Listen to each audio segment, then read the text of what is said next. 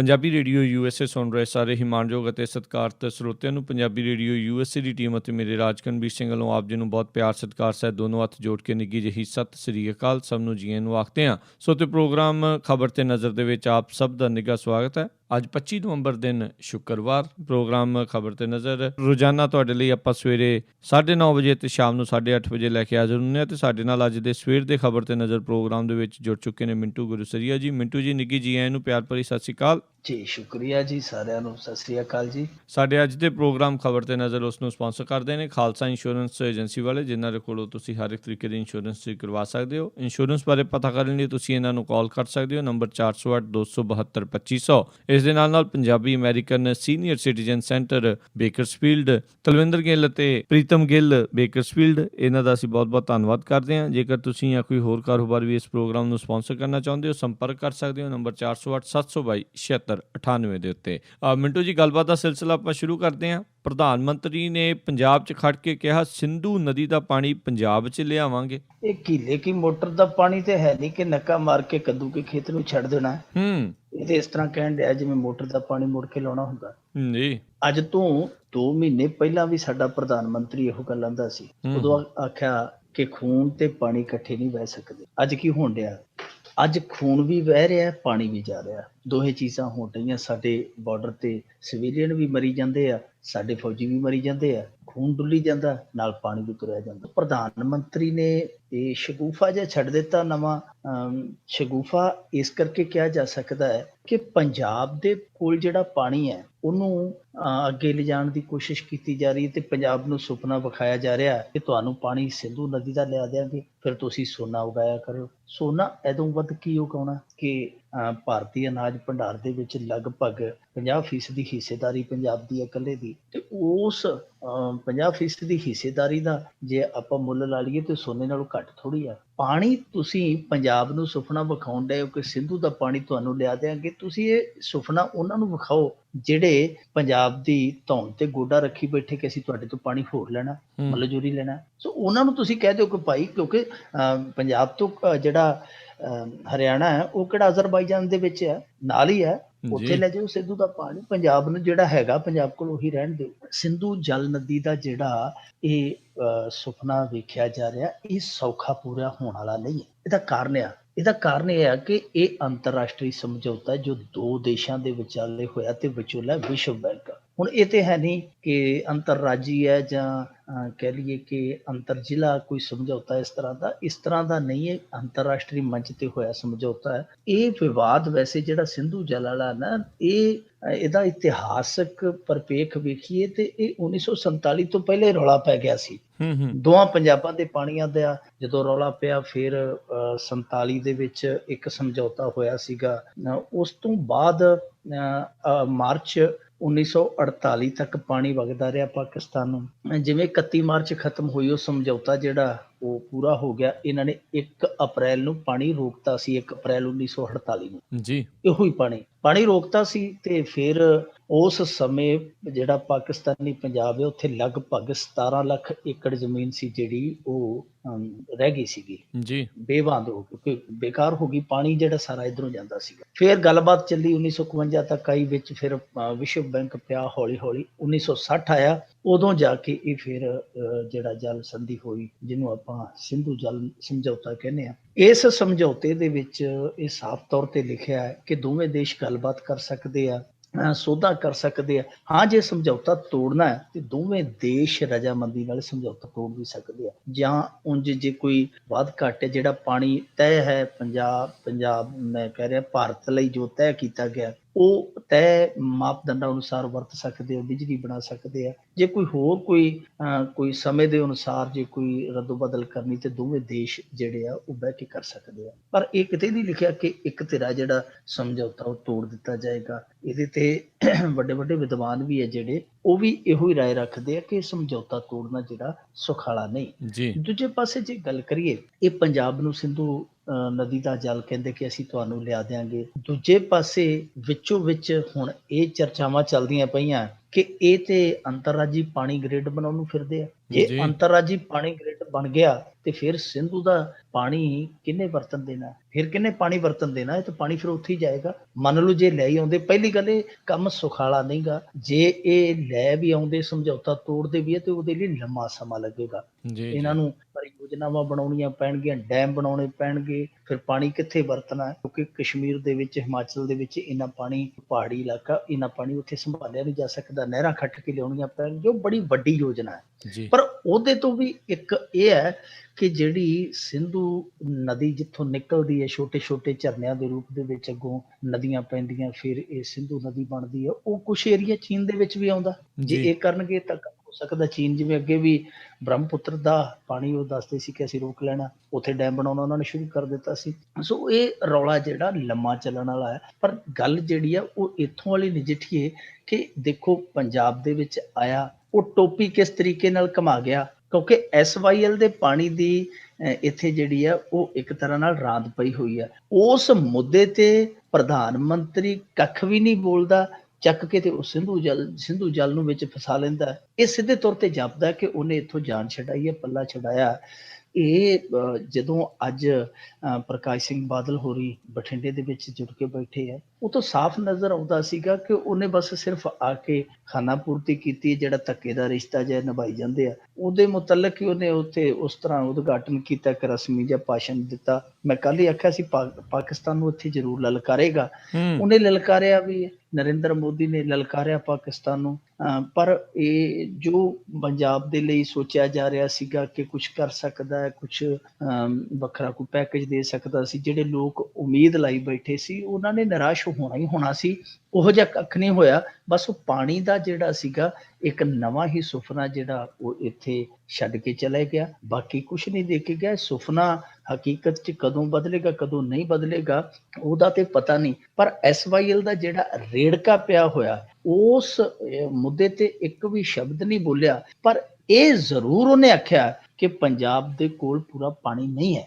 ਇਹ ਜ਼ਰੂਰ ਮੰਨਿਆ ਕਿ ਪੰਜਾਬ ਨੂੰ ਪਾਣੀ ਦੀ ਲੋੜ ਆ। ਤਾਂ ਇਹਦਾ ਮਤਲਬ ਇਹ ਹੈ ਕਿ ਆਉਣ ਵਾਲੇ ਦਿਨਾਂ 'ਚ ਜਿਹੜਾ ਹਰਿਆਣਾ ਤੱਤਾ ਕਾਲਾ ਹੋਇਆ ਫਿਰਦਾ ਹੈ, ਉਹਨੂੰ ਇੱਕ ਤਰ੍ਹਾਂ ਨਾਲ ਕਹਿ ਲਈਏ ਕਿ ਥੋੜਾ ਜਿਹਾ ਠਾਰਿਆ, ਬਰਫ਼ ਚਲਾਇਆ। ਪੰਜਾਬ ਕੋਲ ਹਾਲ ਦੀ ਘੜੀ ਪਾਣੀ ਹੈ ਜਿਹੜਾ ਬਹੁਤਾ ਨਹੀਂ ਹੈ। ਬਾਕੀ ਸਾਰਾ ਕੁਝ ਉਹੀ ਹੋਇਆ ਜੋ ਕੁਝ ਅਸੀਂ ਸੋਚਦੇ ਪਏ ਸਾਂ। ਜੀ ਪ੍ਰਧਾਨ ਮੰਤਰੀ ਆਏਗਾ, ਬਾਦਲ ਸਾਹਿਬ ਸਿਫਤ ਕਰਨਗੇ, ਅੰਤ ਦੇ ਵਿੱਚ ਨਰਿੰਦਰ ਮੋਦੀ ਆਏਗਾ, ਉਹ ਪੰਜਾਬੀਆਂ ਦੀ ਸਿਫਤ ਕਰੇਗਾ, ਦੋ ਚਾਰ ਲਲਕਾਰੇ ਮਾਰੇਗਾ। ਉਧਰੋਂ ਪੰਡਾਲ ਦੇ ਵਿੱਚ ਜਿਹੜਾ ਇਕੱਠ ਜਕਾਰੇ ਮਾਰੇਗਾ, ਬੋਲੇ ਸੋ ਨਿਹਾਲ, ਸਤਿ ਸ੍ਰੀ ਅਕਾਲ। ਜੀ ਜੀ ਜੀ ਬਿਲਕੁਲ ਜੀ ਬਿਲਕੁਲ। ਉਹਨਾਂ ਨੂੰ ਦਿਸਦਾ ਵੀ ਹੁਣ ਇਲੈਕਸ਼ਨ ਆਇਆ, ਪਾਣੀ ਦੀ ਗੱਲ ਕਰ ਲਓ ਤੇ ਸ਼ਾਇਦ ਵੋਟਾਂ ਪੈ ਜਾਣ। ਅੱਗੇ ਵਧੀਏ ਮਿੰਟੂ ਜੀ, ਵੀ ਨੋਟਬੰਦੀ ਤੇ ਘਮਾਸਾਨ ਜਾਰੀ ਨੇ। ਮਨਮੋਹਨ ਸਿੰਘ ਦੇ ਵਾਰ ਦੇ ਉੱਤੇ ਨਰਿੰਦਰ ਮੋਦੀ ਨੇ ਕੀਤਾ ਪਲਟਵਾਰ। ਇਹ ਆਂਦੇ ਸੀਗੇ ਨਰਿੰਦਰ ਮੋਦੀ ਬੋਲਦਾ ਨਹੀਂ, ਤੇ ਲੋਕੀ ਆਂਦੇ ਸੀਗੇ ਤੇ ਜੇ ਬੋਲਿਆ ਤੇ ਮੁੜ ਕੇ ਤੁਸੀਂ ਆਖਣਾ ਕਿ ਬੋਲਦਾ। ਉਹੀ ਗੱਲ ਹੋਈ, ਇਹ ਬੋਲਿਆ ਤੇ ਫਿਰ ਇਹਨਾਂ ਨੂੰ ਅੱਗ ਲੱਗੀ ਸੱਤੇ ਕੱਪੜੇ। ਨਰਿੰਦਰ ਮੋਦੀ ਨੇ ਅੱਜ ਇਹ ਗੱਲ ਆ ਕੇ ਇੱਕ ਨਵਾਂ ਵਿਵਾਦ ਛੇੜ ਦਿੱਤਾ। ਉਹ ਆਂਦਾ ਕਿ ਜਿਹੜੇ ਲੋਕਾਂ ਨੂੰ ਸ਼ਿਕਾਇਤ ਹੈ ਕਿ ਅਸੀਂ ਨੋਟਾਂ ਨੂੰ ਰੱਦ ਕਰਨ ਦੀ ਜਿਹੜੀ ਤਿਆਰੀ ਉਹ ਢੰਗ ਨਾਲ ਨਹੀਂ ਕੀਤੀ, ਅਸਲ ਦੇ ਵਿੱਚ ਉਹਨਾਂ ਨੂੰ ਪੀੜ ਇਹ ਹੈ ਕਿ ਉਹਨਾਂ ਨੂੰ ਤਿਆਰੀ ਕਰਨ ਦਾ ਟਾਈਮ ਨਹੀਂ ਮਿਲਿਆ। ਇਹ ਹੁਣ ਆਪਣੇ ਆਪ ਦੇ ਵਿੱਚ ਬੜੀ ਗੁੱਝੀ ਰਮਝਿਆ। ਉਹ ਸਿੱਧੇ ਤੌਰ ਤੇ ਜਿਹੜੇ ਲੋਕ ਰੌਲਾ ਪਾਉਂਦੇ ਉਹਨਾਂ ਨੂੰ ਚੋਰ ਠਹਿਰਾ ਗਿਆ। ਇਹੀ ਨਰਿੰਦਰ ਮੋਦੀ ਦੀ ਖਾਸੀਅਤ ਆ, ਨਾ ਭਾਵੇਂ ਨਾ ਲਵੇ ਪਰ ਅਗਲੇ ਦਾ ਪੋਤੜਾ ਫੋਲਣ 'ਚ ਕਸਰ ਕੋਈ ਨਹੀਂ ਛੱਡਦਾ। ਹੁਣ ਸਿੱਧੇ ਤੌਰ ਤੇ ਕਹਿ ਦਿੱਤਾ ਕਿ ਜਿਹੜੇ ਲੋਕ ਰੌਲਾ ਪਾ ਰਹੇ ਆ ਉਹ ਚੋਰ ਆ। ਇਹੀ ਗੱਲ ਹੈ ਨਾ ਕਿ ਉਹਨਾਂ ਨੂੰ ਆਪਣਾ ਸਮਾਨ ਸਾਂਭਣ ਦਾ ਸਮਾਂ ਨਹੀਂ ਮਿਲਿਆ, ਉਹ ਇਸ ਕਰਕੇ ਰੌਲਾ ਪਾਉਂਦੇ ਆ। ਫਿਰ ਨਰਿੰਦਰ ਮੋਦੀ ਨੇ ਹੋਰ ਵੀ ਦੋ ਤਿੰਨ ਗੱਲਾਂ ਆਖੀਆਂ। ਇਹਨੇ ਆਖਿਆ ਜੀ ਕਿ ਹੁਣ WhatsApp ਹੈ ਜਿਹੜੇ ਉਹ ਸਾਰੇ ਇਸਤੇਮਾਲ ਕਰਦੇ ਆ, ਤੇ ਫਿਰ ਮੋਬਾਈਲ ਦੇ ਜ਼ਰੀਏ ਡਿਜੀਟਲ ਕਰੰਸੀ ਦਾ ਇਸਤੇਮਾਲ ਜਿਹੜਾ ਕਿਉਂ ਨਹੀਂ ਕਰ ਸਕਦੇ ਆਪਾਂ। ਉਹ ਇਹ ਵੀ ਕਹਿੰਦਾ ਜੀ ਦੇਸ਼ ਦੀ ਆਬਾਦੀ ਹੈ ਜਿਹੜੀ 65% ਨੌਜਵਾਨਾਂ ਦੀ ਹੈ, ਕਰੋੜਾਂ ਕੋਲ ਜਿਹੜੇ ਸਮਾਰਟਫੋਨ ਆ, ਤੇ ਫਿਰ ਸਮੱਸਿਆ ਕਿੱਥੇ ਆ। ਉਹਨੇ ਇਹ ਵੀ ਆਖਿਆ ਕਿ 8 ਨਵੰਬਰ ਤੋਂ ਬਾਅਦ ਜਿਹੜਾ ਅਸੀਂ ਫੈਸਲਾ ਲਿਆ ਉਹਦੇ 'ਚ ਸਭ ਤੋਂ ਜ਼ਿਆਦਾ ਫਾਇਦਾ ਜਿਹੜਾ ਨਗਰ ਨਿਗਮਾਂ ਨੂੰ ਹੋਇਆ, ਨਗਰ ਪਾਲਿਕਾ ਨੂੰ ਹੋਇਆ। ਹੁਣ ਇਹੋ ਜਿਹੀਆਂ ਗੱਲਾਂ ਕਰਦਾ ਪਿਆ ਪ੍ਰਧਾਨ ਮੰਤਰੀ, ਜੇ ਇਹੋ ਜਿਹੇ ਸਾਰੇ ਗੱਲਾਂ ਨੂੰ, ਸਾਰੀਆਂ ਮੁੱਦਿਆਂ ਨੂੰ ਆਪਾਂ ਛਾਨਣਾ ਲਾਈਏ ਤੇ ਬਹੁਤ ਲੰਮਾ ਚੌੜਾ ਬਣ ਜਾਣਾ ਆ। ਇਹ ਜਿਹੜਾ ਮੁੱਖ ਤੌਰ ਤੇ ਵਾਰ ਪਲਟਵਾਰ ਦਾ ਸਿਲਸਿਲਾ ਚੱਲ ਪਿਆ, ਇਹਦੇ ਚੋਂ ਨਿਕਲ ਕੱਖ ਨਹੀਂ ਰਿਹਾ ਹਾਲ ਦੀ ਘੜੀ। ਜਿਹੜੇ ਵਿਰੋਧੀ ਆ ਉਹ ਵੀ ਇੱਕ ਤਰ੍ਹਾਂ ਨਾਲ ਕਹਿ ਲਈਏ ਅੰਨੀ ਅੜੀ ਕਰਕੇ ਬੈਠੇ ਆ। ਪ੍ਰਧਾਨ ਮੰਤਰੀ ਸਾਡੀ ਗੱਲ ਸੁਣੇ, ਜੇ ਉਹ ਸੰਸਦ ਦੇ ਵਿੱਚ ਚਲਾ ਜਾਂਦਾ ਮੁੜ ਕੇ ਆ ਕੇ ਦਿੰਦੇ ਆ ਕਿ ਪ੍ਰਧਾਨ ਮੰਤਰੀ ਇੱਥੇ ਹੀ ਬੈਠਾ ਰਵੇ। ਦੱਸੋ ਹੁਣ ਹੋਰ ਉਹਨੂੰ ਕੋਈ ਕੰਮ ਨਹੀਂ ਹੈ? ਉਹਨੇ ਇੱਧਰ ਵੀ ਜਾਣਾ ਉੱਧਰ ਵੀ ਜਾਣਾ, ਸੰਸਦ ਦੇ ਵਿੱਚ ਗਿਆ, ਚਲਾ ਤੁਹਾਡੀ ਗੱਲ ਸੁਣ ਲਈ ਹੈ। ਤੁਸੀਂ ਜਿਹੜੀ ਗੱਲ ਕਰਨੀ ਹੈ ਉਹ ਕਿਸੇ ਤਰਕ ਨਾਲ ਤੇ ਕਰੋ, ਦਲੀਲ ਨਾਲ ਤੇ ਕਰੋ। ਮਨਮੋਹਨ ਸਿੰਘ ਆਇਆ, ਚਲੋ ਕੋਈ ਕੰਮ ਦੀ ਗੱਲ ਕਰਕੇ ਗਿਆ, ਉਹਦਾ ਜਿਹੜਾ ਭਾਸ਼ਣ ਸੀ ਨਪਿਆ ਤੁਲਿਆ ਸੀ, ਉਹਨੇ ਅੰਨੀ ਆਲੋਚਨਾ ਨਹੀਂ ਕੀਤੀ। ਹੁਣ ਜਿਹੜਾ ਰਾਹੁਲ ਗਾਂਧੀ ਜਾਂ ਅਰਵਿੰਦ ਕੇਜਰੀਵਾਲ ਆ, ਉਹ ਤੇ ਇੱਕੋ ਤੋਤਾ ਰੱਟ ਫੜੀ ਬੈਠੇ ਆ ਕਿ ਜੀ ਆਹ ਹੋ ਗਿਆ। ਕੋਈ ਲੋਕਾਂ ਨੂੰ ਦਲੀਲ ਨਹੀਂ ਦੇ ਰਹੇ, ਕੋਈ ਲੋਕਾਂ ਨੂੰ ਤਰਕ ਨਹੀਂ ਦੇ ਰਹੇ, ਕੋਈ ਸੰਤੁਸ਼ਟੀ ਨਹੀਂ ਦੇ ਰਹੇ।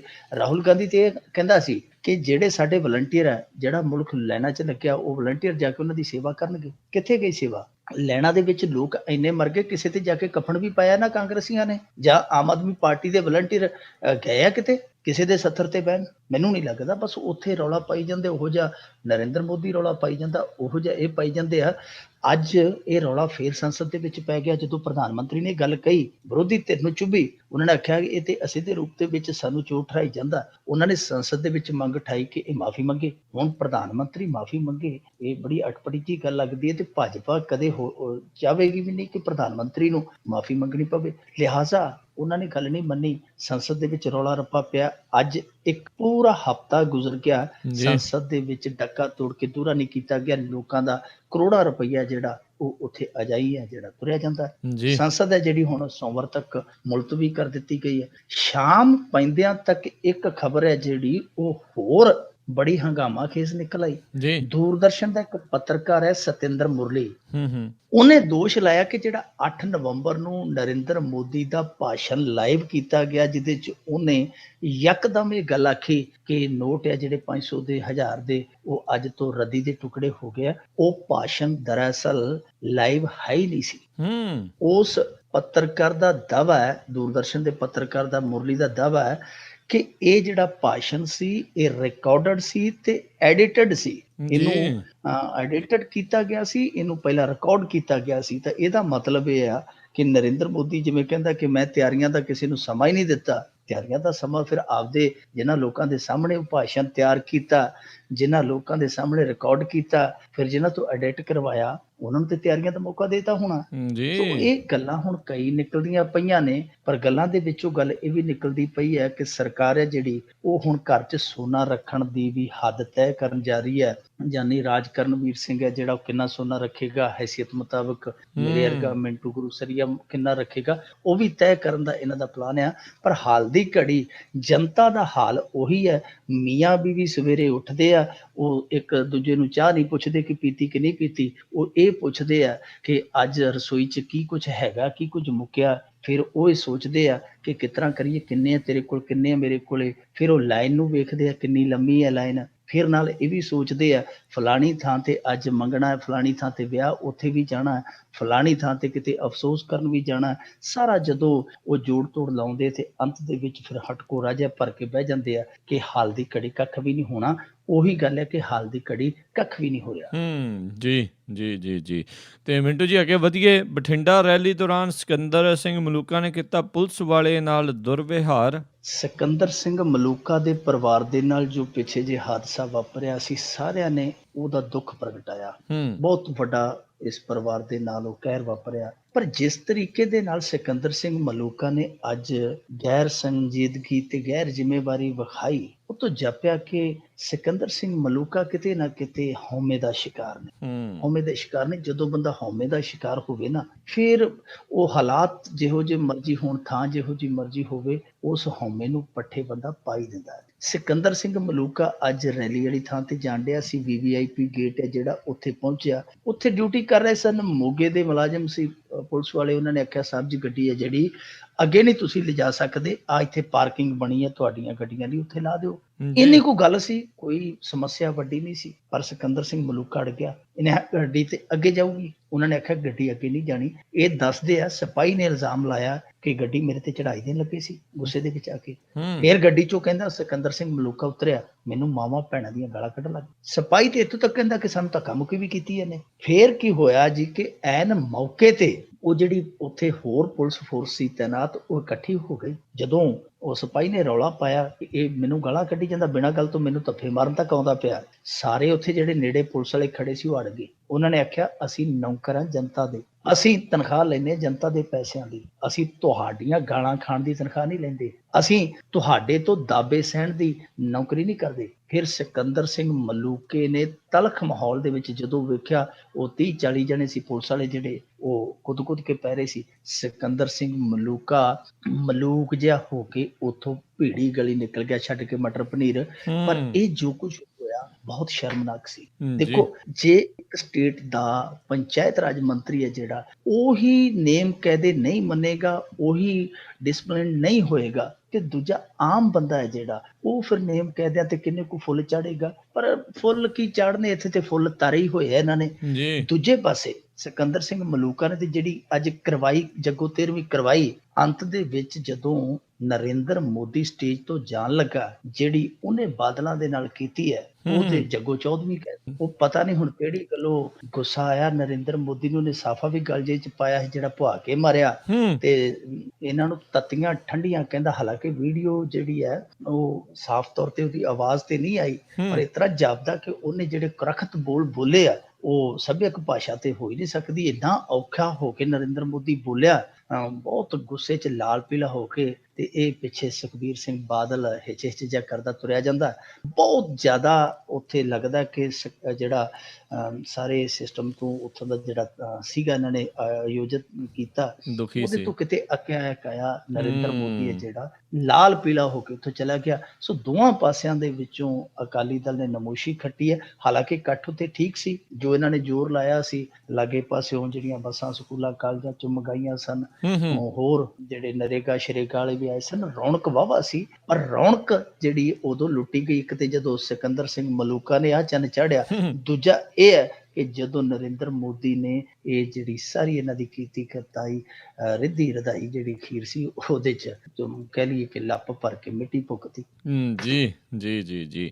ਅਤੇ ਅਗਲੇ ਆਪਾਂ ਗੱਲ ਕਰੀਏ, ਆਮ ਆਦਮੀ ਪਾਰਟੀ ਦੇ ਚੋਣ ਮੈਨੀਫੈਸਟੋ ਆਉਣੇ ਜਾਰੀ, ਦਲਿਤ ਚੋਣ ਮੈਨੀਫੈਸਟੋ ਵੀ ਆ ਗਿਆ। ਇਹ ਕਹਿੰਦੇ ਸੀਗੇ ਜੀ ਹਮ ਚੋਣ ਸਮਝੌਤਾ ਨਹੀਂ ਕरेंगे ਜੀ, ਕਿਸੇ ਪਾਰਟੀ ਨਾਲ ਦੇਖ ਲਓ ਕਰ ਲਿਆ। ਕਹਿੰਦੇ ਸੀ ਕੋਈ ਪਾਰਟੀ ਦਾ ਅਸੀਂ ਲੀਡਰ ਨਹੀਂ ਲੈਣਾ। ਅਲਕਾ ਲਾਂਬਾ ਬਿੰਨੀ ਤੋਂ ਸ਼ੁਰੂ ਹੋਇਆ ਸਿਲਸਿਲਾ, ਸੁਖਪਾਲ ਖਹਿਰਾ, ਮੋਹਨ ਸਿੰਘ ਫਲੀਆਂ ਵਾਲਾ, ਪਤਾ ਨਹੀਂ ਕਿਹੜਾ ਉਹ ਵੀ ਹੋ ਗਿਆ। ਕਹਿੰਦੇ ਜੀ ਅਸੀਂ ਧਰਮ ਦੀ ਰਾਜਨੀਤੀ ਨਹੀਂ ਕਰਾਂਗੇ, ਢੱਡਰੀਆਂ ਵਾਲਾ, ਫਲਾਣਿਆਂ ਡੇਰਾ ਕੁਛ ਛੱਡੇ। ਜਾਤੀਵਾਦ ਦਾ ਵੀ ਦੇਖ ਲਓ। ਅਸੀਂ ਸੋਚਦੇ ਸਾਂ ਕਿ ਸਾਰੀਆਂ ਪਾਰਟੀਆਂ ਜਿਹੜੀਆਂ ਉਹ ਜਾਤੀ ਆਧਾਰ ਤੇ ਵੰਡ ਕਰਕੇ ਲੋਕਾਂ ਦੇ ਵਿੱਚ ਧਰੁਵੀਕਰਨ ਪੈਦਾ ਕਰਕੇ ਆਪਣਾ ਲਾਹਾ ਲੈਂਦੀਆਂ। ਆਮ ਆਦਮੀ ਪਾਰਟੀ ਅਜਿਹਾ ਨਹੀਂ ਕਰੇਗੀ। ਪਰ ਜਦੋਂ ਪਿੱਛੇ ਜੇ ਇਹਨਾਂ ਨੇ SC ST ਵਿੰਗ ਬਣਾਇਆ, ਮੈਂ ਦੰਗ ਰਹਿ ਗਿਆ। ਮੈਂ ਬੜਾ ਹੈਰਾਨ ਹੋਇਆ ਜਾਤੀ ਤੌਰ ਤੇ ਕਿ ਅਰਵਿੰਦ ਕੇਜਰੀਵਾਲ ਨੂੰ ਅਸੀਂ ਬਹੁਤ ਬਰੀਕ ਬੁੱਧੀ ਦਾ ਮਾਲਕ ਸਮਝਦੇ ਸਾਂ ਕਿ ਇਹਨਾਂ ਚੀਜ਼ਾਂ ਨੂੰ ਤੋੜਨ ਦੀ, ਮਿੱਥ ਤੋੜਨ ਦੀ ਇਹ ਪਹਿਲ ਕਰੇਗਾ। ਪਰ ਇਹ ਤੇ ਮਿੱਥਾਂ ਜਿਹੜੀਆਂ ਆਪ ਹੀ ਕਰੜੀਆਂ ਕਰੀ ਜਾਂਦਾ। SC ST ਵਿੰਗ ਬਣਾ ਦਿੱਤਾ। ਉਦੋਂ ਪਤਾ ਲੱਗਿਆ ਕਿ ਦਲਿਤਾਂ ਦਾ ਜਿਹੜਾ ਵੋਟ ਬੈਂਕ ਹੈ ਉਹਨੂੰ ਪ੍ਰਭਾਵਿਤ ਕਰਨ ਲਈ ਅਰਵਿੰਦ ਕੇਜਰੀਵਾਲ ਕੁਛ ਨਾ ਕੁਛ ਕਰੇਗਾ। ਹੁਣ ਦਲਿਤਾਂ ਦਾ ਮੈਨੀਫੈਸਟੋ ਹੀ ਅੱਡ ਲਿਆ। ਮੈਨੀਫੈਸਟੋ ਦੇ ਵਿੱਚ ਅੱਜ ਸਭ ਤੋਂ ਵੱਡਾ ਜਿਹੜਾ ਐਲਾਨ ਕੀਤਾ ਹੈ ਦਲਿਤਾਂ ਲਈ ਕਿ ਅਸੀਂ ਜੇ ਸੱਤਾ ਦੇ ਵਿੱਚ ਆਉਂਦੇ, ਪਾਵਰ ਦੇ ਵਿੱਚ ਆਉਂਦੇ, ਤੇ ਸਾਡਾ ਮੁੱਖ ਮੰਤਰੀ ਜਿਹੜਾ, ਉਪ ਮੁੱਖ ਮੰਤਰੀ ਹੈ ਜਿਹੜਾ, ਉਹ ਦਲਿਤ ਚਿਹਰਾ ਹੋਏਗਾ। ਇਹ ਬਹੁਤ ਵੱਡਾ ਐਲਾਨ ਹੈ, ਇਹ ਬਹੁਤ ਵੱਡਾ ਐਲਾਨ ਹੈ। ਪਰ ਜਿਹੜੇ ਦੂਸਰੇ ਉਹਨਾਂ ਨੇ ਪ੍ਰੋਗਰਾਮ ਦਿੱਤੇ, 19 ਨੁਕਾਤੀ ਹੈ ਵੈਸੇ ਮੈਨੀਫੈਸਟੋ ਹੈ। ਜੇ ਇਸ ਮੈਨੀਫੈਸਟੋ ਤੇ ਆਪਾਂ ਪੰਛੀ ਝਾਤ ਪਾਈਏ ਤੇ ਇਹਦੇ ਚ ਕੱਢਣ ਪਾਉਣ ਨੂੰ ਹੋਰ ਕੁਛ ਵੀ ਨਹੀਂ ਹੈ ਸਵਾਏ ਇਸ ਵੱਡੇ ਐਲਾਨ ਤੋਂ। ਆਹੀ ਹੈ ਜੀ, ਆਟੇ ਦਾਲ ਦਾ ਅਸੀਂ ਵਿਸਥਾਰ ਕਰਾਂਗੇ, ਜਿਹੜੇ ਬੇਘਰ ਹਨ ਦਲਿਤ ਪਰਿਵਾਰ ਉਹਨਾਂ ਨੂੰ ਮਕਾਨ ਦੇਵਾਂਗੇ, ਸ਼ਗਨ ਸਕੀਮ ਅਸੀਂ 51,000 ਕਰ ਦਿਆਂਗੇ, ਬੁਢਾਪਾ ਪੈਨਸ਼ਨ 2,000 ਕਰ ਦਿਆਂਗੇ, ਵਿਦਿਆਰਥੀਆਂ ਨੂੰ ਪੜ੍ਹਾਈ ਲਈ ਅਸੀਂ 10 ਲੱਖ ਦਾ ਕਰਜ਼ਾ ਦੇਵਾਂਗੇ। ਅਰਵਿੰਦ ਕੇਜਰੀਵਾਲ ਤੋਂ ਪਹਿਲਾਂ ਕੈਪਟਨ ਅਮਰਿੰਦਰ ਸਿੰਘ ਇਹ ਸਾਰੀਆਂ ਚੀਜ਼ਾਂ ਕਹਿ ਚੁੱਕਾ। ਅਸੀਂ ਸ਼ਗਨ ਸਕੀਮ 51,000 ਕਰ ਦਿਆਂਗੇ, ਬੁਢਾਪਾ ਪੈਨਸ਼ਨ ਇੰਨੀ ਕਰ ਦਿਆਂਗੇ। ਆਟਾ ਦਾਲ ਦਾ ਸਾਰਿਆਂ ਦੇ ਕਹਿ ਲਈਏ ਕਿ ਮੈਨੀਫੈਸਟੋ ਦੇ ਵਿੱਚ ਬਹੁਤ ਵੱਡਾ ਤੇ ਬਹੁਤ ਉੱਚਾ ਥਾਂ ਆ। ਸਾਰੇ ਆਟਾ ਦਾਲ ਨੂੰ ਪੈਂਦੇ ਭੱਜ ਭੱਜ ਕੇ। ਸਾਰਾ ਕੁਝ ਉਹੀ ਹੈ, ਥੋੜਾ ਬਹੁਤ ਬਦਲ ਕੇ ਤੇ ਮੈਨੀਫੈਸਟੋ ਬਣਾ ਦਿੱਤਾ ਗਿਆ। ਪਰ ਸਭ ਤੋਂ ਜ਼ਰੂਰੀ ਗੱਲ ਕਰਨੀ ਉਹ ਇਹ ਹੈ ਕਿ ਜਿਹੜੇ ਮਕਾਨਾਂ ਦੀ ਗੱਲ ਕਰਦੇ ਆ ਕਿ ਅਸੀਂ ਮਕਾਨ ਦੇਵਾਂਗੇ ਪੰਜਾਬ ਦੇ ਵਿੱਚ।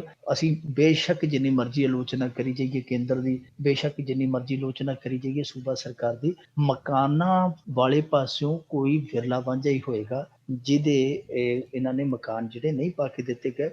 ਰਹਿ ਉਹ ਗਏ ਜਿਨ੍ਹਾਂ ਦੇ ਕੋਲ ਆਪਣੀ ਜ਼ਮੀਨ ਨਹੀਂ। ਇਹਨਾਂ ਨੂੰ ਪਲਾਂਟ ਦੇਣੇ ਚਾਹੀਦੇ, ਜਿਹੜੇ ਪਲਾਂਟ ਦੇਣ ਵਾਲੇ ਕੰਮ ਆ ਉਹ ਇਹਨਾਂ ਨੇ ਵੀ ਵਾਅਦੇ ਕੀਤੇ ਸੀਗੇ 5-5 ਮਰਲਿਆਂ ਦਾ ਪਲਾਟ ਦੇਵਾਂਗੇ ਅਸੀਂ, ਬਾਦਲਾਂ ਨੇ, ਪਰ ਨਹੀਂ ਦਿੱਤਾ। ਸੋ ਜ਼ਰੂਰਤ ਹੈ ਕਿ ਜਿਨ੍ਹਾਂ ਕੋਲ ਆਪਣੀ ਜਾਇਦਾਦ ਨਹੀਂ, ਜ਼ਮੀਨ ਨਹੀਂ ਹੈ, ਉਹਨਾਂ ਨੂੰ ਪਲਾਟ ਦਿੱਤੇ ਜਾਣ। ਦੂਜੀ ਗੱਲ ਹੈ ਕਿ ਉਪ ਮੁੱਖ ਮੰਤਰੀ ਦਾ ਚਿਹਰਾ ਕਹਿੰਦੇ ਆ, ਦਿੱਲੀ ਦੇ ਵਿੱਚ ਵੇਖ ਲਓ ਇਹਨਾਂ ਦੀ ਸਰਕਾਰ ਹੈ, ਉੱਥੇ ਕਿਹੜਾ ਦਲਿਤ ਹੈ ਨਹੀਂ, ਉੱਥੇ ਤੇ ਕੋਈ ਦਲਿਤ ਚਿਹਰਾ ਨਜ਼ਰ ਹੀ ਨਹੀਂ ਆਉਂਦਾ। ਮੈਨੂੰ ਤਾਂ ਕੈਬਨਿਟ ਦੇ ਵਿੱਚ ਵੀ ਨਹੀਂ ਕੋਈ ਦੀਦਾ, ਕੋਈ ਵਿਰਲਾ ਵੰਝ ਭਾਵੇਂ ਕੋਈ ਹੋਵੇ, ਵੈਸੇ ਮੇਰੀ ਜਾਣਕਾਰੀ ਦੇ ਵਿੱਚ ਨਹੀਂ, ਜੇ ਕੋਈ ਹੋਵੇ ਤੇ ਮੈਨੂੰ ਜ਼ਰੂਰ ਦੱਸ ਸਕਦਾ। ਪਰ ਉੱਥੇ ਉਪ ਮੁੱਖ ਮੰਤਰੀ ਬਣਾ ਦੇਣਾ ਸੀਗਾ ਜੇ ਦਲਿਤਾਂ ਦਾ ਇੰਨਾ ਹੀ ਹੇਜ ਆ, ਕਿਉਂਕਿ ਦਲਿਤ ਤੇ ਉੱਥੇ ਵੀ ਵਸਦੇ ਆ, ਦਲਿਤ ਤੇ ਪੂਰੇ ਮੁਲਕ ਦੇ ਵਿੱਚ ਬਹੁਤ ਵੱਡੀ ਵਸੋਂ ਦੇ ਰੂਪ ਦੇ ਵਿੱਚ ਵਸਦੇ ਆ, ਜੇ ਦਲਿਤਾਂ ਦਾ ਇੰਨਾ ਹੀ ਖਿਆਲ ਰੱਖਣਾ ਹੋਵੇ।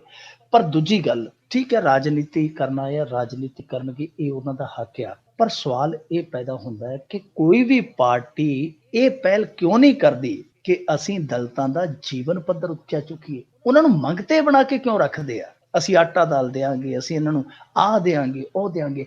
ਇਹ ਨਹੀਂ ਕਹਿੰਦੇ ਕਿ ਅਸੀਂ ਭਾਈ ਤੁਹਾਡੀ ਸਿੱਖਿਆ ਦੀ ਵਿਵਸਥਾ ਕਰਾਂਗੇ, ਤੁਹਾਡਾ ਬੱਚਾ ਚਾਹੇ LLB ਕਰੇ ਚਾਹੇ PhD ਕਰੇ, ਅਸੀਂ ਉਹਦਾ ਖਰਚਾ ਚੁੱਕਾਂਗੇ, ਅਸੀਂ ਤੁਹਾਡੀ ਸਿਹਤ ਦਾ ਖਰਚਾ ਚੁੱਕਾਂਗੇ। ਤੁਸੀਂ ਚਾਹੇ ਜ਼ੁਕਾਮ ਦਾ ਸ਼ਿਕਾਰ ਹੋ, ਚਾਹੇ ਤੁਸੀਂ ਕੈਂਸਰ ਦਾ ਸ਼ਿਕਾਰ ਹੋ, ਤੁਹਾਨੂੰ ਪੈਸਾ ਖਰਚਣ ਦੀ ਲੋੜ ਨਹੀਂ, ਤੁਹਾਡੀ ਸਿਹਤ ਦੀ ਸੇਵਾ ਅਸੀਂ ਕਰਾਂਗੇ। ਇਹੋ ਜਿਹੀਆਂ ਚੀਜ਼ਾਂ ਦੇਣ ਦੀ ਜ਼ਰੂਰਤ ਆ। ਉਹਨਾਂ ਦੇ ਘਰਾਂ ਤੱਕ ਸਾਫ਼ ਪਾਣੀ ਲਿਜਾਣ ਦੀ ਜ਼ਰੂਰਤ ਆ, ਉਹਨਾਂ ਦੇ ਘਰਾਂ ਤੱਕ ਸਿੱਖਿਆ ਲਿਜਾਣ ਦੀ ਜ਼ਰੂਰਤ ਆ, ਉਹਨਾਂ ਦੇ ਘਰਾਂ ਤੱਕ ਜਾਗਰਤੀ ਲਿਜਾਣ ਦੀ ਜ਼ਰੂਰਤ ਆ। ਉਧਰਲੇ ਪਾਸੇ ਕੋਈ ਨਾ ਤੇ ਸਰਕਾਰ ਧਿਆਨ ਕਰਦੀ ਹੈ ਤੇ ਨਾ ਜਿਹੜੀ ਸਰਕਾਰ ਬਣਨ ਦੀ ਚਾਹਨਾ ਰੱਖਦੀ ਹੈ, ਉਹ ਲੋਕ ਪਹਿਲ ਕਰਦੇ ਆ। ਜੀ ਜੀ ਬਿਲਕੁਲ।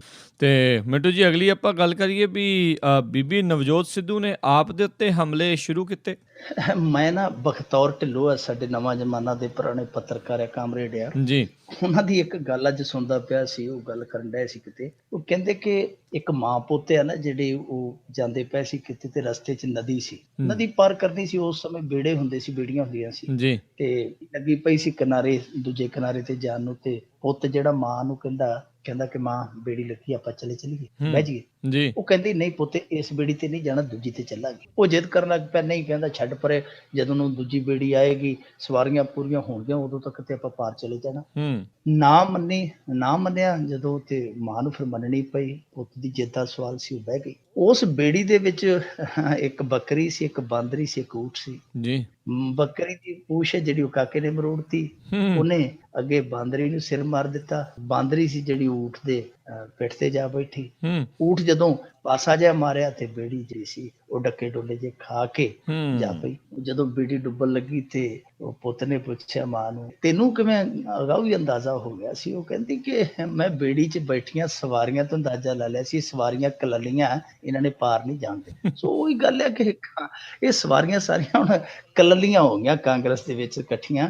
ਸੋ ਢਿੱਲੋਂ ਸਾਹਿਬ ਦੀ ਗੱਲ ਸਹੀ ਹੈ ਕਿ ਦੇਖੋ ਬੀਬੀ ਸਿੱਧੂ ਆ ਗਈ, ਉਹ ਕਾਂਗਰਸੀ ਕਿਲੇ 'ਚ ਹਾਲੇ ਬੜੀ ਮਗਰੋਂ ਫਾਇਰਿੰਗ ਉਹਨੇ ਪਹਿਲਾਂ ਸ਼ੁਰੂ ਕਰ ਦਿੱਤੀ। ਆਮ ਆਦਮੀ ਪਾਰਟੀ ਨੂੰ ਨਿਸ਼ਾਨੇ ਤੇ ਲੈ ਲਿਆ। ਆਮ ਆਦਮੀ ਪਾਰਟੀ ਨੂੰ ਕਹਿੰਦੀ ਕਿ ਤੇ ਜਿਹੜੇ ਗੱਲਾਂ ਦੀ ਖੱਟੀ ਖਾਣ ਵਾਲੇ ਆ, ਦੋਗਲੇ ਬੰਦੇ ਆ, ਇਸੇ ਕਰਕੇ ਸਾਡੀ ਹੈ ਜਿਹੜੀ ਉਹ ਇਹਨਾਂ ਦੇ ਨਾਲ ਤੋੜਨੀ ਚੜੀ। ਤੇ ਹੁਣ ਉਹਨੇ ਕੈਪਟਨ ਅਮਰਿੰਦਰ ਸਿੰਘ ਬਾਰੇ ਕਿਹਾ ਕਿ ਸਾਨੂੰ ਪੂਰੀ ਉਮੀਦ ਆ, ਅਸੀਂ ਸਰਕਾਰ ਬਣਾਵਾਂਗੇ, ਅਸੀਂ ਤਨ ਮਨ ਦੇ ਨਾਲ ਇਸ ਸਰਕਾਰ ਨੂੰ ਬਣਾਉਣ ਦੇ ਵਿੱਚ ਯੋਗਦਾਨ ਪਾਵਾਂਗੇ। ਸਾਰਾ ਕੁਝ ਕਹੀ ਜਾਂਦੀ ਹੈ, ਪਰ ਜਿਵੇਂ ਕਿ ਆਦਤ ਹੈ, ਫਿਤਰਤ ਹੈ ਸਿੱਧੂ ਪਰਿਵਾਰ ਦੀ, ਉਹ ਇੱਕ ਚੀਜ਼ ਨਾਲ ਇਹ ਵੀ ਕਹੀ ਜਾਂਦੀ ਹੈ ਕਿ ਦੇਖੋ ਭਾਈ, ਸਿੱਧੂ ਦਾ ਮੈਨੂੰ ਨਹੀਂ ਪਤਾ, ਸਿੱਧੂ ਨੇ ਕੀ ਕਰਨਾ, ਸਿੱਧੂ ਦਾ ਫੈਸਲਾ ਸਿੱਧੂ ਹੀ ਜਾਣੇ। ਹੁਣ ਦੇਖੋ ਇਹ ਵੀ ਸਸਪੈਂਸ ਰੱਖੀ ਜਾਂਦੀ ਹੈ, ਹਾਲੇ ਸਾਰਾ ਕੁਝ ਉਹ ਕਲੀਅਰ ਕਰੀ ਜਾਂਦੀ ਹੈ।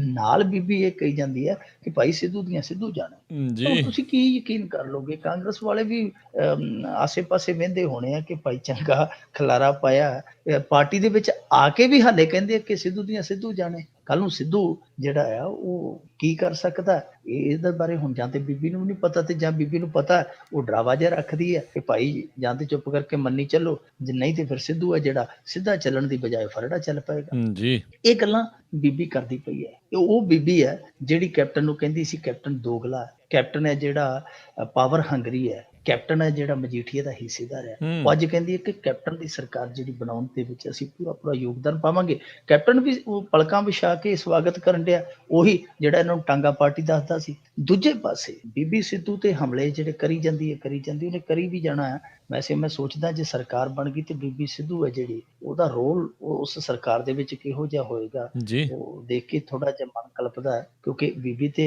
ਆਪਦੀ ਸਾਈਡ ਨੂੰ ਵੀ ਗੋਲ ਮਾਰ ਜਾਂਦੀ ਹੈ ਕਈ ਵਾਰੀ। ਖੈਰ ਪ੍ਰਗਟ ਸਿੰਘ ਵੀ ਆਪਦੇ ਦੁੱਖਾਂ 'ਚ ਰੋ ਗਿਆ, ਕਿਉਂਕਿ ਕਾਂਗਰਸ ਨੇ ਗੱਲਾਂ 'ਚ ਕੈਪਟਨ ਨੇ ਕਿਹਾ ਸੀਗਾ ਕਿ ਅਸੀਂ ਉਹਨੂੰ ਨਕੋਦਰ ਤੋਂ ਜਾਂ ਸ਼ਾਹਕੋਟ ਤੋਂ ਅਸੀਂ ਚੋਣ ਲੜਾਵਾਂਗੇ। ਪ੍ਰਗਟ ਸਿੰਘ ਵਿਟਰ ਗਿਆ। ਪ੍ਰਗਟ ਸਿੰਘ ਹੈ ਸਾਫ਼ ਬੰਦਾ, ਸਾਫ਼ ਕੋਈ ਸੋਚ ਰੱਖਦਾ, ਬਿਲਕੁਲ ਮੂੰਹ ਤੇ ਗੱਲ ਕਰਨ ਵਾਲਾ, ਸੱਚਾ ਸੁੱਚਾ ਕਿਰਦਾਰ ਆ ਪ੍ਰਗਟ ਦਾ। ਸਿਆਸਤ ਅਲੱਗ ਚੀਜ਼ ਆ, ਪਰ ਜੋ ਬੰਦਾ ਕਿਰਦਾਰ ਦਾ ਮਾਲਕ ਆ ਉਹਨੂੰ ਸਲਾਹਤ ਦੇਣੀ ਚਾਹੀਦੀ, ਉਹਦੀ ਸਿਫਤ ਕਰਨੀ ਚਾਹੀਦੀ ਹੈ। ਪ੍ਰਗਟ ਸੋਚ ਸਾਫ਼ ਰੱਖਦਾ, ਗੱਲ ਜਿਹੜੀ ਮੰਨਦੀ ਉਹ ਕੱਢ ਦਿੰਦਾ। ਉਹਨੇ ਆਖਿਆ ਮੈਂ ਨਾ ਜਾਵਾਂ ਸ਼ਾਹਕੋਟ, ਮੈਂ ਨਾ ਜਾਵਾਂ ਨਕੋਦਰ, ਮੈਂ ਜਲੰਧਰ ਕੈਂਟ ਤੋਂ ਚੋਣ ਲੜਾਂਗਾ, ਜੋ ਮੇਰਾ ਹਲਕਾ ਹੈ, ਜਿੱਥੇ ਲੋਕ ਮੇਰੇ ਤੇ ਯਕੀਨ ਕਰਦੇ ਆ, ਜਿੱਥੇ ਦੇ ਲੋਕ ਮੇਰੇ ਤੇ ਵਿਸ਼ਵਾਸ ਕਰਦੇ ਆ। ਜੇ ਮੈਨੂੰ ਕਿਤੇ ਟਿਕਟ ਨਹੀਂ ਮਿਲਦੀ ਇੱਥੋਂ, ਕਿਉਂਕਿ ਉੱਥੇ ਜਗਬੀਰ ਬਰਾੜ ਦਾ ਪਹਿਲਾਂ ਹੀ ਐਲਾਨ ਕੀਤਾ ਹੋਇਆ ਕੈਪਟਨ ਅਮਰਿੰਦਰ ਸਿੰਘ ਨੇ, ਤੇ ਉਹਨੇ ਆਖਿਆ ਜੇ ਨਹੀਂ ਟਿਕਟ ਮਿਲਦੀ ਮੈਂ ਚੋਣ ਨਹੀਂ ਲੜਾਂਗਾ, ਪਰ ਮੈਂ ਆਪਦਾ ਹਲਕਾ ਨਹੀਂ ਛੱਡਣਾ। ਸੋ ਉੱਥੇ ਵੀ ਹੁਣ ਦੇਖੋ ਇੱਕ ਦਿਨ ਦੇ ਵਿੱਚ ਹੀ ਇੰਨਾ ਫਰਕ ਆ ਗਿਆ ਕਿ ਪ੍ਰਗਟ ਨੂੰ ਇਹ ਆਖਣਾ ਪਿਆ ਕਿ ਮੈਂ ਚੋਣ ਨਹੀਂ ਲੜਾਂਗਾ। ਸੋ ਇਤੋਂ ਅੰਦਾਜ਼ਾ ਲਾ ਸਕਦੇ ਆ ਕਿ ਇਹ ਗੱਠਜੋੜ ਆ ਜਿਹੜੇ, ਇਹ ਮਜਬੂਰੀਆਂ ਦੇ ਤੇ ਮਹੱਤਵਕਾਂਖਸ਼ਾਵਾਂ ਦੇ ਗੱਠਜੋੜ ਆ। ਜੇ ਇਹਨਾਂ ਨੂੰ ਆਪਾਂ ਕਹੀਏ ਕਿ ਵਿਚਾਰਧਾਰਕ ਗੱਠਜੋੜ ਆ, ਜਾਂ ਕਹੀਏ ਕਿ ਇਹ ਪੰਜਾਬ ਪ੍ਰਸਤੀ ਦੇ ਗੱਠਜੋੜ ਆ, ਇਹ ਉਹ ਗੱਠਜੋੜ ਨਹੀਂ ਹੈ। ਕਿਉਂਕਿ ਬੀਬੀ ਸਿੱਧੂ ਤੇ ਸਾਫ਼ ਹੀ ਆਖ ਚੁੱਕੀ ਸੀ, ਅਸੀਂ ਜਿੱਥੇ ਵੀ ਜਾਈਏ RSS ਦੀ ਸੋਚ, RSS ਦੀ ਵਿਚਾਰਧਾਰਾ ਉਹ ਸਾਡੇ ਨਾਲ ਹੀ ਜਾਏਗੀ। ਪਰ ਇਹ ਸਮੇਂ ਦਾ ਅਜੀਬ ਗੇੜ ਹੈ ਕਿ ਆਪਣੇ ਆਪ ਨੂੰ ਸੈਕੂਲਰ ਕਹਾਉਣ ਵਾਲੀ ਕਾਂਗਰਸ ਤੇ ਆਪਣੇ ਆਪ ਨੂੰ ਰਾਸ਼ਟਰਵਾਦੀ ਕਹਾਉਣ ਵਾਲੀ ਕੱਟੜ ਜਮਾਤ ਹੈ ਜਿਹੜੀ RSS, ਅੱਜ ਇੱਕ ਫਰੰਟ ਤੇ ਇੱਕ ਮੰਚ ਤੇ ਖੜ ਕੇ ਪੰਜਾਬ 'ਚ ਸਰਕਾਰ ਬਣਾਉਣ ਦੀ ਲੋਚਾ ਲੋਚਦੇ ਪਏ। ਜੀ ਬਿਲਕੁਲ ਜੀ, ਕੁਰਸੀ ਬਹੁਤ ਕੁਛ ਕਰਵਾਉਂਦੀ ਹੈ ਤੇ ਆਪਾਂ ਬਹੁਤ ਕੁਛ ਦੇਖਣਾ ਆ। ਤੇ ਜਾਂਦੇ ਜਾਂਦੇ ਆਪਾਂ ਮਿੰਟੂ ਜੀ ਗੱਲ ਕਰੀਏ ਵੀ ਤੇਲੰਗਾਨਾ ਸੂਬੇ ਦੇ ਮੁੱਖ ਮੰਤਰੀ ਦੀ ਵਾਈਟ ਹਾਊਸ ਬਣਿਆ ਚਰਚਾ ਦਾ ਵਿਸ਼ਾ। ਇੱਥੇ ਸਾਰਿਆਂ ਦੇ ਵਾਈਟ ਹਾਊਸ ਆ। ਜੇ ਤੁਸੀਂ ਬਾਦਲ ਪਿੰਡ ਦੇ ਵਿੱਚੋਂ ਕਿਤੇ ਲੰਘੋ ਤੇ ਮੇਰੇ ਖਿਆਲ ਦੇ ਨਾਲ ਤੁਸੀਂ ਇੱਥੇ ਵੀ ਵੇਖ ਲਓਗੇ ਕਿ ਵਾਈਟ ਹਾਊਸ ਤਾਂ ਨਹੀਂ, ਪਰ ਪਿੰਕ ਹਾਊਸ ਕਿਹਾ ਜਾਂਦਾ। ਦੀਆਂ ਕੰਧਾਂ ਜਿਹੜੀਆਂ ਗੁਲਾਬੀ ਨੇ, ਇੱਟਾਂ ਜਿਹੜੀਆਂ ਅਸੀਂ ਤੇ ਆਪਣੇ ਜੀਵਨ ਦੇ ਵਿੱਚ ਇੱਥੇ ਵੇਖੀਆਂ ਬਾਦਲ ਇੱਟਾਂ ਆ ਕੇ, ਲੱਕੜ ਹੈ ਜਿਹੜੀ ਉਹ ਅਸੀਂ ਮੇਰੇ ਖਿਆਲ ਦੇ ਨਾਲ ਅੱਜ ਤੱਕ ਨਾ ਕਿਤੇ ਬਾਹਰ ਵੇਖੀ ਹੈ, ਪੰਜਾਬ ਦੇ ਵਿੱਚ ਨਾ ਵੇਖਣੀ ਆ। ਜਿਹੜੇ ਇੱਥੋਂ ਦੇ ਰਹਿਣ ਵਾਲੇ ਲੋਕ ਆ, ਸਾਨੂੰ ਤੇ ਜਦੋਂ ਵੀ ਕਿਤੇ ਸੁਪਨਾ ਆਉਂਦਾ ਹੈ, ਕਿਤੇ ਵੀ ਮਨ 'ਚ ਖਿਆਲ ਆਉਂਦਾ ਹੈ ਕਿ ਸ਼ਾਹੀ ਜ਼ਿੰਦਗੀ ਜੀ ਲਈਏ, ਤੇ ਫੇਰ ਆਖੀ ਤਾਂ ਚੁੱਪ ਕਰਕੇ ਬਾਦਲ ਪਿੰਡ ਚੋਂ ਲੰਘ ਚੱਲੋ, ਝਲਕ ਹੀ ਬਹੁਤ ਹੈ, ਝਲਕ ਲੈ ਕੇ ਸਰ ਜਾਂਦਾ। ਸੋ ਇੱਥੇ ਵੀ ਆ, ਇੱਥੇ ਵੀ ਹਾਊਸ ਇਸ ਤਰ੍ਹਾਂ ਦੇ ਹੈਗੇ ਆ। ਤੇਲੰਗਾਨਾ ਵਰਗੇ ਸੂਬੇ ਦੇ ਵਿੱਚ ਵਾਈਟ ਹਾਊਸ ਬਣਨਾ ਇਹ ਆਪਣੇ ਆਪ ਦੇ ਵਿੱਚ ਚਰਚਾ 'ਚ ਹੈ, ਕਿਉਂਕਿ ਉਸ ਸੂਬੇ ਨੂੰ ਹੋਂਦ ਚਾਹੇ ਨੂੰ ਹਾਲੇ ਥੋੜਾ ਚਿਰ ਹੋਇਆ। ਇਹ ਚੰਦਰ ਸ਼ੇਖਰ ਰਾਓ ਆ ਉੱਥੋਂ ਦਾ ਮੁੱਖ ਮੰਤਰੀ, ਉਹਨੇ ਆਪਣੇ ਲਈ ਘਰ ਬਣਾਇਆ। ਵਾਸਤੂ ਦੋਸ਼ ਸੀ ਇਹਦੇ ਪੁਰਾਣੇ ਮਕਾਨ ਦੇ ਵਿੱਚ। ਹੁਣ ਵਾਸਤੂ ਦੋਸ਼ ਜਿਹੜਾ ਬੰਦਾ ਯਕੀਨ ਨਹੀਂ ਕਰਦਾ ਜੋਤਿਸ਼ ਦੇ ਵਿੱਚ, ਜੋਤਿਸ਼ੰਕ ਦੇ ਵਿੱਚ, ਉਹਦੇ ਲਈ ਇਹ ਸ਼ਬਦ ਹੈ ਜਿਹੜਾ ਥੋੜਾ ਜਿਹਾ ਨਵੇਕਲਾ ਨਵਾਂ ਹੈ। ਪਰ ਜਿਹੜੇ ਕੁੰਡਲੀਆਂ ਦਿਖਾਉਂਦੇ, ਜਿਨ੍ਹਾਂ ਨੇ ਆਪਣੇ ਪਰਸਨਲ ਪੰਡਤ ਰੱਖੇ ਹੋਏ, ਉਹਨਾਂ ਨੂੰ ਪਤਾ ਕਿ ਵਸਤੂ ਦੋਸ਼ ਕੀ ਹੁੰਦਾ। ਇਹ ਵਸਤੂ ਦੋਸ਼ ਕਰਕੇ ਇਹਨੇ ਮਕਾਨ ਬਣਾਇਆ, 50 ਕਰੋੜ ਰੁਪਈਆ ਖਰਚ ਕੀਤਾ। ਬਾਥਰੂਮ ਵੀ ਇਹਨੇ ਬੁਲਟ ਪ੍ਰੂਫ ਬਣਾਇਆ ਕਿ ਉੱਥੇ ਕੋਈ ਕਿਰਿਆ ਕਰਦੇ ਨੂੰ ਵੀ ਗੋਲੀ ਨਾ ਮਾਰ ਸਕੇ, ਇਹੋ ਜਿਹਾ ਬਾਥਰੂਮ ਵੀ ਬਣਾਇਆ। ਦੂਜੇ ਪਾਸੇ ਲਾਗਤ ਹੈ ਜਿਹੜੀ ਉਹ 50 ਕਰੋੜ ਤੋਂ ਉੱਤੇ ਦੱਸੀ ਦੀ ਹੈ। ਇਹ ਸਿਰਫ ਤੇ ਸਿਰਫ ਕਹਿ ਲਈਏ ਕਿ ਇੱਕ ਅੰਧ ਵਿਸ਼ਵਾਸ ਆ। ਪੁਰਾਣਾ ਮਕਾਨ ਹੈ ਜਿਹੜਾ ਉਹ ਲੱਗਿਆ ਕਿ ਵਾਸਤੂ ਦੋਸ਼ ਦਾ ਸ਼ਿਕਾਰ ਹੋ ਗਿਆ। ਹੁਣ ਉਸ ਵਾਸਤੂ ਸ਼ਾਸਤਰ ਦੇ ਅਨੁਸਾਰ ਇਹਨੇ ਮਕਾਨ ਬਣਾਇਆ। ਇਹ ਬਹੁਤ ਜ਼ਿਆਦਾ ਅੰਧ ਵਿਸ਼ਵਾਸੀ ਬੰਦਾ ਹੈ ਜੀ। ਪਿੱਛੇ ਜੇ ਕੀ ਕੀਤਾ ਸੀ ਕਿ ਇੱਕ ਹੈਦਰਾਬਾਦ ਦਾ ਨਿਜ਼ਾਮ ਸੀ ਜਿਹਨੇ 1886 ਦੇ ਵਿੱਚ ਇੱਥੇ ਇੱਕ ਭਵਨ ਬਣਾਇਆ ਸੀ ਹੈਦਰਾਬਾਦ ਦੇ ਵਿੱਚ, ਹੈਦਰਾਬਾਦ ਦੇ ਨਿਜ਼ਾਮ ਜੀ। ਉਸ ਸਮੇਂ ਕਿਸੇ ਨੇ ਉਦੋਂ ਭਰਮ ਫੈਲਾ ਦਿੱਤਾ, ਉਹ ਨਹੀਂ ਸੀ ਚਾਹੁੰਦੇ ਕਿ ਉਹ ਜਿਹੜਾ ਨਿਜ਼ਾਮ ਹੈ ਉੱਥੇ ਪ੍ਰਵੇਸ਼ ਕਰੇ। ਉਹ ਕਿਸੇ ਨੇ ਉਦੋਂ ਗੱਲ ਉਡਾ ਦਿੱਤੀ। ਰਾਜੇ ਜਿਹੜੇ ਸਨ ਉਹ ਇਸ ਪੱਖੋਂ ਬੇਵਕੂਫੀ ਕਹਿ ਜਾ ਸਕਦੇ ਆ, ਯਕੀਨ ਕਰ ਲੈਂਦੇ ਸਨ, ਲਾਈ ਲੱਗ ਹੁੰਦੇ ਸੀ। ਉਹਨੇ ਉਹ ਪ੍ਰਵੇਸ਼ ਨਹੀਂ ਸੀ ਕੀਤਾ ਉਹਦੇ 'ਚ। ਫਿਰ 1944 ਦੇ ਵਿੱਚ ਉਸ ਭਵਨ ਨੂੰ ਸਰਕਾਰੀ ਇਮਾਰਤ ਵਜੋਂ ਪ੍ਰਵਾਨਗੀ ਦੇ ਦਿੱਤੀ ਗਈ। ਉਹੀ ਜਿਹੜਾ ਭਰਮ, ਜਿਹੜਾ ਮਿੱਥ ਬਣ ਕੇ ਚੱਲਿਆ ਆਉਂਦਾ ਸੀ, ਇਹਨੇ ਉਸੇ ਚੀਜ਼ ਨੂੰ ਫੋਲੋ ਕੀਤਾ ਕਿ ਨਿਜ਼ਾਮ ਨੇ ਇਹਦੇ 'ਚ ਪ੍ਰਵੇਸ਼ ਨਹੀਂ ਸੀ ਕੀਤਾ, ਇਹਦੇ 'ਚ ਕੋਈ ਨਾ ਕੋਈ ਵਾਸਤੂ ਦੋਸ਼ ਆ, ਇਹ ਵੀ ਉੱਥੇ ਨਹੀਂ ਸੀ ਗਿਆ। ਹਾਲਾਂਕਿ ਬਾਅਦ ਦੇ ਵਿੱਚ ਉਹਨੂੰ ਆਜ਼ਾਦੀ ਤੋਂ ਬਾਅਦ ਸਕੱਤਰੇਤ ਦਾ ਜਿਹੜਾ ਸੀਗਾ ਉਹ ਦਰਜਾ ਦੇ ਦਿੱਤਾ ਗਿਆ ਸੀ। ਪਰ ਇਹ ਮੁੱਖ ਮੰਤਰੀ ਬਣ ਕੇ ਚੰਦਰ ਸ਼ੇਖਰ ਰਾਓ ਇੱਕ ਵਾਰੀ ਵੀ ਉੱਥੇ ਨਹੀਂ ਗਿਆ। ਇਹਨੂੰ ਇਹ ਲੱਗਦਾ ਸੀ ਜੇ ਮੈਂ ਉੱਥੇ ਪ੍ਰਵੇਸ਼ ਕਰ ਲਿਆ ਤੇ ਮੇਰੀ ਤਬਾਹੀ ਹੋ ਜਾਏ। ਇਹ ਕੀ ਕਰਦਾ ਸੀ, ਕਿਉਂਕਿ ਤੇਲੰਗਾਨਾ ਤੇ ਆਂਧਰਾ ਪ੍ਰਦੇਸ਼ ਦੀ ਹਾਲ ਦੀ ਘੜੀ ਰਾਜਧਾਨੀ ਜਿਹੜੀ ਉਹ ਸਾਂਝੀ ਹੈ ਹੈਦਰਾਬਾਦ, ਤੇ ਦੋਵਾਂ ਦਾ ਜਿਹੜਾ ਸਕੱਤਰੇਤ ਸੀਗਾ ਉਹ ਵੀ ਸਾਂਝਾ ਸੀ। ਇਹ ਜਦੋਂ ਵੀ ਆਪਣੀ ਕੈਬਨਿਟ ਦੀ ਮੀਟਿੰਗ ਕਰਦਾ ਸੀ ਸਾਰਿਆਂ ਨੂੰ ਕਹਿੰਦਾ ਸੀ ਕਿ ਸਾਥੀ ਜੀ ਆਪੋ ਆਪਣੀ ਕਾਰ ਦਾ ਗੇਅਰ ਮਾਰੋ ਤੇ ਇਸ ਦਿਸ਼ਾ ਵੱਲ ਆ ਜਾਓ, 60 ਕੁ ਕਿਲੋਮੀਟਰ ਅੱਗੇ ਆਓਗੇ ਤੇ ਆਪਣਾ ਫਾਰਮ ਹਾਊਸ ਜਾਂ ਮੀਟਿੰਗ ਉੱਥੇ ਹੋਏਗੀ ਜੀ। ਇਹ ਸਾਰੀਆਂ ਕੈਬਨਿਟ ਦੀਆਂ ਮੀਟਿੰਗਾਂ ਆਪਣੇ ਫਾਰਮ ਹਾਊਸ ਤੇ ਕਰਦਾ ਰਿਹਾ। ਸੋ ਇਹ ਇੰਨਾ ਜ਼ਿਆਦਾ ਅੰਧ ਵਿਸ਼ਵਾਸੀ ਆ। ਅੰਧ ਵਿਸ਼ਵਾਸੀ ਜਿੰਨਾ ਮਰਜ਼ੀ ਹੋ ਜੇ, ਉੱਥੇ ਕਿਹੜਾ ਇਹਨੇ ਕਈ ਮਾਰ ਕੇ ਬਣਾਏ ਆ, ਇੱਧਰੋਂ ਉੱਧਰੋਂ ਜਿਹੜਾ ਮਿਲਿਆ ਉਹ ਕਮਾਇਆ, ਜੋ ਸਿਆਸੀ ਕਮਾਈ ਆ ਉਹਦੇ ਨਾਲ ਭਾਵੇਂ ਵਾਈਟ ਹਾਊਸ ਬਣਾ ਲਏ ਤੇ ਭਾਵੇਂ ਯੈਲੋ ਹਾਊਸ ਬਣਾ ਲਏ, ਕੋਈ ਵੀ ਹਾਊਸ ਬਣਾਈ ਜਾਵੇ ਉਹਦੇ 'ਚ ਕੋਈ ਸ਼ੱਕ ਨਹੀਂ। ਪਰ ਇਹੋ ਜਿਹੇ ਲੋਕ ਜਦੋਂ ਇੰਨੇ ਅੰਧ ਵਿਸ਼ਵਾਸੀ ਬਣਦੇ ਆ ਤੇ ਉਦੋਂ ਸੋਚਣ ਲਈ ਮਜਬੂਰ ਹੋਈਦਾ। ਸਿੱਧਾ ਰਮਈਆ ਦਾ ਤੁਹਾਨੂੰ ਇੱਕ ਦਿਨ ਮੈਂ ਅੱਗੇ ਵੀ ਕਿੱਸਾ ਦੱਸਿਆ ਸੀ, ਅੱਜ ਫਿਰ ਦੱਸ ਦੇਣਾ ਕਿ ਉਹਦੀ ਕਾਰ ਤੇ ਕਾਂ ਬਹਿ ਗਿਆ ਸੀ, ਗਨਮੈਨ ਨੇ ਡਾਇਆ ਤੇ ਉੱਡਿਆ ਨਾ। ਉਹਨੇ ਫੌਰਨ ਪੀਏ ਨੂੰ ਕਿਹਾ ਕਿ ਸੈਕਟਰੀ ਲਾ ਫੋਨ ਪੰਡਤ ਜੀ ਨੂੰ। ਪੰਡਤ ਜੀ ਨੇ ਆਖਿਆ ਕਾਂ ਨਹੀਂ ਇਹ ਕਾਲ ਆ ਤੇਰਾ, ਗੱਡੀ ਬਦਲ। ਤੇ ਖੜੇ ਪੈਰ ਉਹਨੇ ਨਵੀਂ ਗੱਡੀ ਮੰਗਾਈ ਸੀ 14 ਲੱਖ ਦੀ। ਇਹੋ ਜਿਹੇ ਬਹੁਤ ਨੇ। ਸਾਡੇ ਬਾਦਲ ਪਰਿਵਾਰ ਦੇ ਵੀ ਉਂਗਲਾਂ 'ਚ ਕਿਤੇ ਧਿਆਨ ਨਾਲ ਦੇਖਿਓ, ਜਿਹੜੇ ਨਗੀਨੇ ਇੱਕ ਦਿਨ ਪਾਏ ਹੋਣਗੇ ਵਾਰ ਦੇ ਹਿਸਾਬ ਦੇ ਨਾਲ ਦੂਜੇ ਬਦਲੇ ਹੋਣਗੇ ਦੂਜੇ ਦਿਨ। ਇਸ ਬਹੁਤ ਕੁਛ ਕਰਦੇ ਆ। ਸਾਡਾ ਇੱਥੋਂ ਦਾ ਇੱਕ ਪੰਜਾਬ ਦਾ ਇਹੋ ਜਿਹਾ ਵੀ ਲੀਡਰ ਸੀਗਾ ਜਿਹੜਾ ਦਿੱਲੀ 'ਚ ਗਿਆ ਤੇ ਉੱਥੇ ਟਿਕਟ ਤੋਂ ਕਹਿਤਾ ਜੀ ਕੋਈ ਨਹੀਂ, ਟਿਕਟ ਦਾ ਸੋਚਾਂਗੇ ਵਿਚਾਰਾਂਗੇ। ਉਹਨੇ ਆਪਣੇ ਪੰਡਤ ਨੂੰ ਕੀਤਾ ਫੋਨ ਕਿ ਪੰਡਤ ਜੀ ਟਿਕਟ ਨਹੀਂ ਮਿਲਦੀ ਪਈ। ਉਹਨੇ ਆਖਿਆ ਫਿਰ ਐ ਕਰਦੇ ਆ, ਰੇਖ ਚ ਵੇਖ ਮਾਰਦੇ ਆ, ਤੂੰ ਨਾਰੀਅਲ ਲੈ ਜਾ ਤੇ ਪਿੱਪਲ ਦੇ ਮੁੱਢ 'ਚ ਕੱਢ ਦੇ, ਤੇਰੀ ਟਿਕਟ ਸਵੇਰੇ ਪੱਕੀ ਹੈ। ਉੱਥੇ ਜਿਉਂ ਦਿੱਲੀ ਦੇ ਵਿੱਚ ਪਿੱਪਲ ਲੱਭਣ ਲੱਗਿਆ, ਜਿਉਂ ਲੱਭਣ ਲੱਗਿਆ ਉੱਥੇ ਪਿੱਪਲ ਬੋਰਡ ਕਿੱਥੇ ਲੱਭਦੇ ਆ। ਉਹ ਇੱਕ ਪਾਰਕ ਦੇ ਵਿੱਚ ਕਿਤੇ ਪਿੱਪਲ ਸੀ ਤੇ ਉਹਦੇ 'ਚ ਟੋਆ ਕੱਟ ਕੇ ਉਹ ਤੇ ਉਹਦਾ ਸੈਕਟਰੀ ਰਾਤ ਨੂੰ ਉਹਦੇ ਮੁੱਢ ਦੇ ਵਿੱਚ ਨਾਰੀਅਲ ਦੱਬਣ ਲੱਗੇ। ਉਹ ਆਲੇ ਦੁਆਲੇ ਜਿਹੜੀ ਕਲੋਨੀ ਸੀ ਉਹਨਾਂ ਨੇ ਵੇਖਿਆ ਕਿ ਕੀ ਕਰਨ ਡਿਆ। ਉਹਨਾਂ ਨੇ ਆਖਿਆ ਕੋਈ ਬੰਬ ਫਿੱਟ ਕਰੀ ਜਾਂਦਾ। ਉਹਨਾਂ ਨੇ ਟੈਲੀਫੋਨ ਕਰ ਦਿੱਤਾ। ਉਹ ਟਿਕਟ ਲੈਣ ਵਾਲਾ ਸੀਗਾ ਜਿਹੜਾ ਉਦੋਂ ਸਾਰੀ ਰਾਤ ਹਵਾਲਾ ਦੇ ਵਿੱਚ ਰਿਹਾ।